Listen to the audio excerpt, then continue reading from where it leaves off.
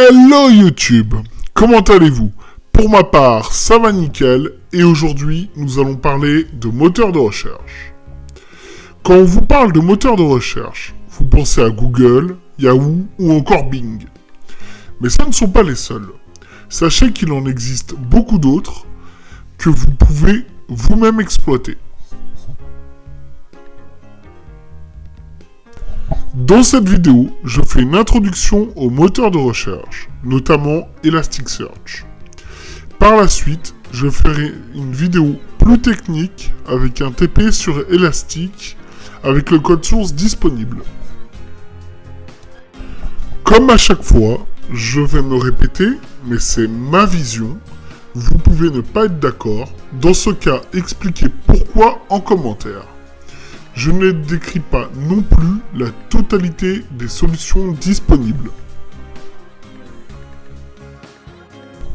Bon, rentrons dans le vif du sujet.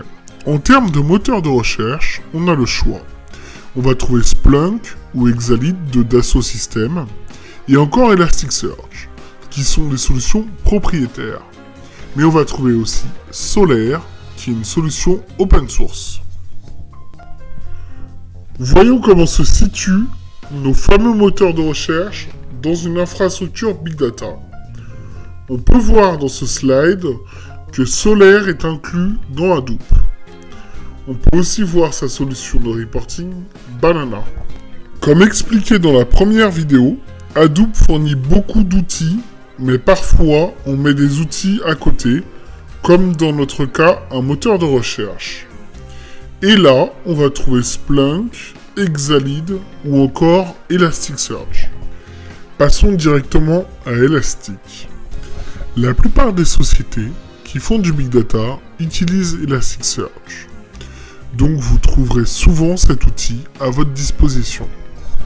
On va retrouver énormément de use cases. Les principaux sont l'analyse de logs et d'événements en temps réel, le reporting, l'utilisation d'Elasticsearch dans des applications ou encore dans des sites web en tant que moteur de recherche. On voit dans ce slide plusieurs sociétés qui utilisent Elastic dans d'autres cas. Swiss Life fait de la vision 360, donc combine des données de l'open data avec ses propres données afin d'en tirer de la valeur. Orange, quant à lui, utilise Elastic comme moteur de recherche. Amadeus l'utilise pour l'analyse de fraude et AXA pour enrichir et visualiser ses données. Ou encore Voyage SNCF pour maximiser ses performances commerciales. Mais il existe beaucoup d'autres use cases. Je vous mets un lien dans la description. La société Elastic possède énormément d'outils. En voici quelques-uns. Logstash permet de traiter la donnée de fichiers de log ou encore de bases de données.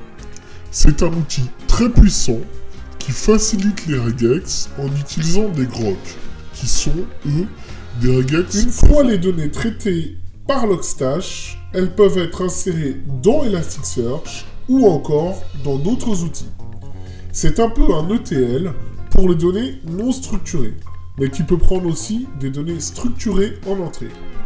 On pourra utiliser d'autres outils tels que Spark. Quant à Kibana, il va vous permettre de visualiser vos données sous forme de graphes et de créer et partager des dashboards. Le plus intéressant, c'est que les traitements par Logstash, l'indexation dans Elasticsearch et le reporting sous Kibana se fait quasiment en temps réel. Derrière, on va retrouver des outils très utiles, souvent payants, tels que ElasticWatcher, qui est un système d'alerting. Donc vous pouvez en temps réel voir des tentatives d'intrusion ou des incidents sur vos serveurs. Le plus important de nos jours est la sécurité. Et c'est ce que propose le Shield, représenté ici par des boucliers. La dernière icône représente la partie prédiction, c'est-à-dire le machine learning, qui vous permettront de prédire des incidents par exemple. Il existe beaucoup d'autres outils, comme la partie graph. Elasticsearch s'utilise en mode cluster. Cela signifie qu'il est tolérant aux pannes, car il fait des réplications sur plusieurs instances. Ces instances peuvent être stockées sur différents environnements et sur différentes machines.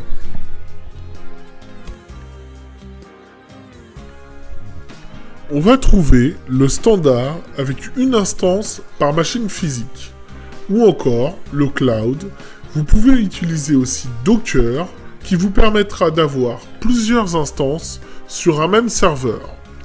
Par exemple, avec une bonne machine physique, vous pouvez avoir votre propre cluster Elasticsearch. Vous allez pouvoir utiliser énormément de données de formats différents, tels que de l'open data, des bases de données standards, ou encore monitorer vos machines en lui ingérant vos logs en temps réel. Vous pouvez même monitorer vos machines Hadoop sur Elasticsearch. Le format de données à l'intérieur d'Elasticsearch est le format JSON. Le requêtage sur Elastic se fait via l'API REST. La base de données se rapproche fortement du NoSQL orienté document. Et voilà la fin de la vidéo. Comme je vous l'ai dit, il va y avoir une ou plusieurs vidéos sur ce sujet, dont un ou plusieurs cas pratiques que vous pourrez reproduire chez vous. N'hésitez pas à me dire dans les commentaires si vous voulez plus d'explications ou plus de cas pratiques. Allez, ciao YouTube!